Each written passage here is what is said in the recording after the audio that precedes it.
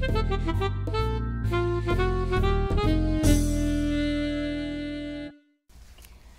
this is Danielle L. Scott, Managing Editor of the Graziadio Business Report blog. Today we have Dr. Larry Cox, Associate Professor and Director of the new Entrepreneurship Program at the Graziadio School of Business and Management. Dr. Cox previously served as Director of the top 10 ranked Entrepreneurship Center at Ball State University and Director of the nationally recognized Weinert Center for Entrepreneurship at the University of Wisconsin-Madison. He was also Director of Research at the Kauffman Foundation, a private, nonpartisan foundation that works to harness the power of entrepreneurship and innovation to grow economies and improve human welfare. Dr. Cox, thank you so much for taking the time to talk with us today. Oh, it's great to be here, Danielle. Thank you. So my first question. Clearly, at this point, it's been established we're in a recession. So what should entrepreneurs be doing differently, if anything? Actually, it's a great time to be an entrepreneur. The resources are less expensive right now. You can find people. You can find places to house your business. Everything's cheaper now than it was before. And so really they shouldn't be doing anything differently. They should be doing what they've always done, which is find problems that are interesting to solve, for which there are for-profit solutions. So why are you such a big advocate of creativity in entrepreneurship?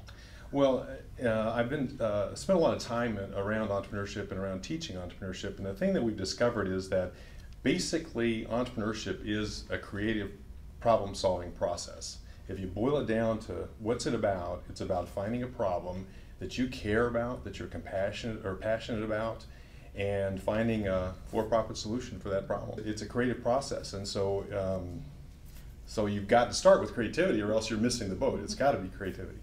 So do you have any tips on how to start this process on generating business ideas? The first thing we start with the students, and this is really interesting, is we begin with the process of examining problems that they're facing. And personal problems are best, things that they care about and are passionate about to start with. That's where we begin. So we'll ask students, what are you passionate about? And they'll tell us surfing, they'll tell us whatever it is, and they'll say, okay, what's the problem there? What do you find a problem in that area? And we begin to explore and begin to think, and pretty soon they find that the things that they encounter in their day-to-day life are great opportunities for businesses. So start with yourself and your own problems. Absolutely. Start with problems you care about. Maybe you care about the environment. Well, we try and break that down into what does that really mean to you? Where does that impact you? What is the piece that you really care about in here that you could have a part of solving? And so we help our students find those pieces.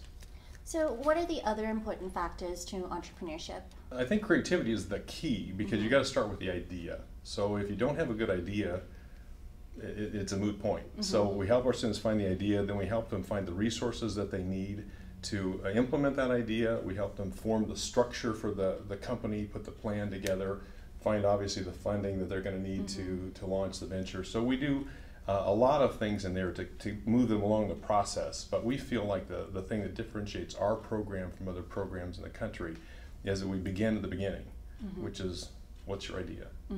How can we help you with your idea?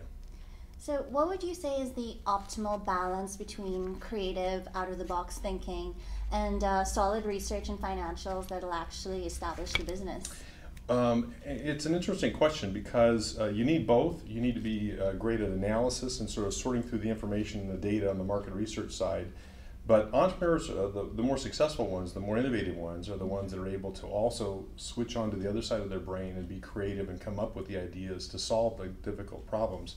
So it's kind of going back and forth between the two. I don't know if there's an optimal blend of creativity and critical thinking, but what we feel is that by the time you're an adult, you're using about 10% of your creative capacity.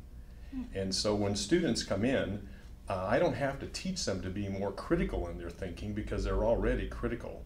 What I have to teach them is to let go and to be more creative and to be free to say things that may not be the smartest thing to say, may not be the most interesting thing to say, but just something that's out there and creative, and to let their imaginations go and use their imaginations. And so that's really the challenge for teaching entrepreneurship. Dr. Cox, thanks so much for your time, and best of luck with the new program. Thanks, Danielle. This is Danielle Scott for the GBR blog. Find us online at gbr.pepperdine.edu/blog.